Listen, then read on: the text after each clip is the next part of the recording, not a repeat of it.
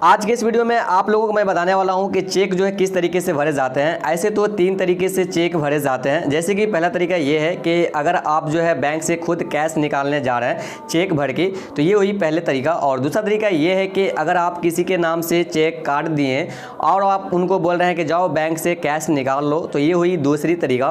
तीसरी तरीका ये है कि अगर आप किसी के नाम से चेक काट दिए हैं और आप उनको बोल रहे हैं कि जाओ और अपने अकाउंट में पैसा ले लो, यानी कि आप अकाउंट में ले लो, यानी कि कैश नहीं लेना है, यानी कि अकाउंट टू अकाउंट ट्रांसफ़र करना है। तो ये हुई तीसरी तरीके। तो ये 3 तरीके से जो है चेक भरे जाते हैं। तो हम यहाँ पे पूरी डिटेल में आप लोगों को मैं बताने वाला हूँ कि ये 3 तरीके से चेक किस तरीके से भरे जाते हैं, क्या रूल है, क्या कंडीशन है और आपको कैसे केयरफुली फिलअप करना है। मैं सब कुछ इस वीडियो में आप लोगों को बताने वाला हूँ। वीडियो को एंड तक देखिएगा और आपको वीडियो पसंद आता है तो लाइक कीजिएगा और सब्सक्राइब कीजिएगा। तो चलिए शुरू करते हैं। सबसे पहले मैं आपको बता दूं, जब आप चेक भरना स्टार्ट करेंगे तो सबसे पहले आपको यहां पे डेट डालना है। जैसे कि आपको यहां पे देख सकते हैं, यहां पे आपको डेट डालना है, क्योंकि जो आप डेट डालेंगे वह डेट से जो है आपकी चेक का वैलिडिटी 3 महीने रहता है। यानी कि आप जो बैंक का चेक जो है यहाँ पे काट रहे हैं उस बैंक के किसी भी ब्रांच में 3 महीने के अंदर आप चेक भजा सकते हैं। तो आपको याद रहे, सबसे पहले आपको यहाँ पे डेट डालना है। तो चलिए यहाँ पे हम डेट डाल लेते हैं। जैसे कि हम यहाँ पे डेट डाल चुके हैं, इसके बाद यहाँ पे आता है नाम भरने का ऑप्शन। तो मैं आपको बता दूं, अगर आप बैंक से खुद कैश निकालना चाहते हैं, यानी कि आप खुद के लिए चेक भर रहे हैं, तो यहाँ पे आप स्वयं लिखेंगे। जैसे कि अगर आप हिंदी में भर रहे हैं तो यहाँ पे आप स्वयं लिखेंगे, अगर आप इंग्लिश में भर रहे हैं तो आप यहाँ पे सेल्फ लिखेंगे। तो यहाँ पे आपको अपना नाम नहीं डालना है। अगर आप खुद बैंक से कैश निकालने जा रहे हैं तो आपको यहाँ पे सेल्फ लिखना है। जैसे कि हम यहाँ पे सेल्फ लिख लेते हैं, तो आपको सेल्फ लिखना है। अगर आप हिंदी में भर रहे हैं तो यहाँ पे आप स्वयं लिखना है। इसके बाद यहाँ पे आपको ऐसे डैश कर देना है, डैश डाल के ऐसे आपको कर देना है, क्योंकि यहाँ पे कोई दूसरा नाम कोई अटैच नहीं कर पाए।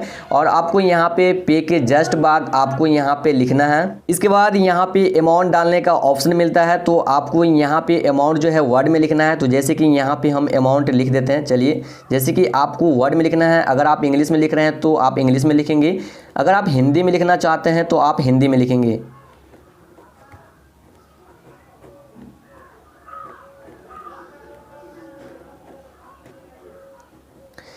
जैसे कि आप देख सकते हैं यहाँ पे अमाउंट जो है यहाँ पे हम वर्ड में लिख चुके हैं। इसके बाद यहाँ पे आपको अमाउंट जो है अंक में लिखना है। तो चलिए यहाँ पे हम अमाउंट जो है अंक में लिख देते हैं। जैसे कि आप देख सकते हैं, ऐसे लिख करके और ऐसे आपको डैश कर देना है और डैश देके डबल यहाँ पे 0 डाल देना है। इसके बाद यहाँ पे आपको अपना सिग्नेचर करना है और यहाँ पे आप देख सकते हैं यहाँ पे आपका नाम जो है, तो नाम के ऊपर आपको ऐसे सिग्नेचर कर देना। ठीक है, आपको ऐसे सिग्नेचर करना है। जैसे कि हम यहाँ पे सिग्नेचर कर दिए हैं।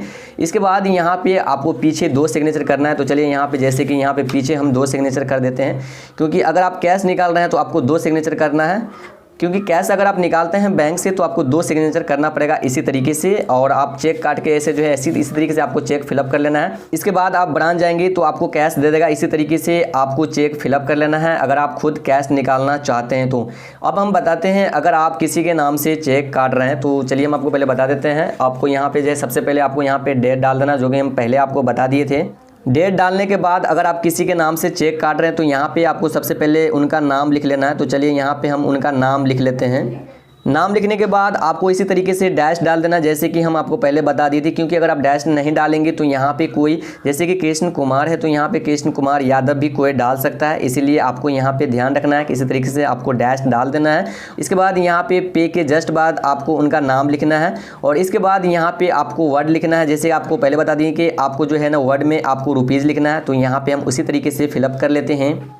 जैसे कि यहाँ पे हम वर्ड में जो है अमाउंट लिख चुके हैं। इसके बाद यहाँ पे आपको फिर जो है अंक में लिख लेना है। तो चलिए हम यहाँ पे लिख लेते हैं। उसके बाद आपको इसी तरीके से यहाँ पे अपना सिग्नेचर कर देना है। इसके बाद यहाँ पे फिर बैक साइड में आपको 2 सिग्नेचर कर देना है।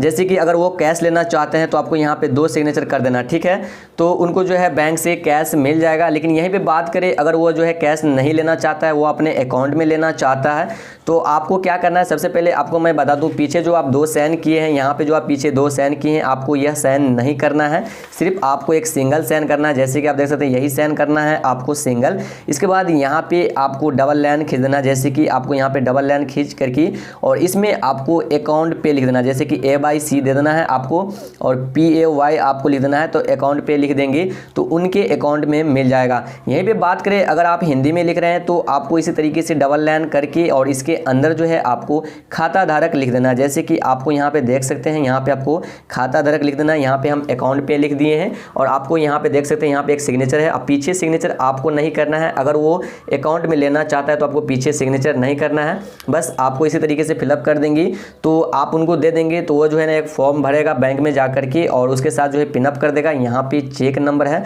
चेक नंबर वो फॉर्म पे भर देगा और फिलअप कर देगा तो उसके अकाउंट में जो है ना आपके अकाउंट से ट्रांसफर हो जाएगा अमाउंट। और मैं आपको एक चीज़ जानकारी के लिए बता दूं, जैसे कि आप जो है किसी के नाम से जो है चेक काट रहे हैं अकाउंट पे तो वह जो है ना किसी भी बैंक में जो है चेक भजा सकता है। कोई ज़रूरी नहीं है कि आप PNB का चेक काटे हैं तो वो PNB का उसका अकाउंट होना चाहिए, ऐसा कोई रूल नहीं है। वो किसी भी बैंक में जो है चेक भजा सकता है, बशर्ते जो है उनका किसी भी बैंक में अकाउंट होना चाहिए, उनके ही नाम का अकाउंट होना चाहिए। जो नाम आप चेक पे लिखे हैं उसी नाम का जो है अकाउंट होना चाहिए किसी भी बैंक में, तो वो जो है आसानी से चेक भजा सकते हैं, यानी कि वो जो है अकाउंट पे चेक यूज कर सकते हैं। तो आप इस तरीके से जो है चेक फिलअप कर सकते हैं। आई होप आपको वीडियो पसंद आया होगा। वीडियो पसंद आया तो लाइक कीजिए, सब्सक्राइब कीजिए, कमेंट कीजिए। मिलते हैं नेक्स्ट वीडियो में, तब तक के लिए थैंक यू मच, बाय।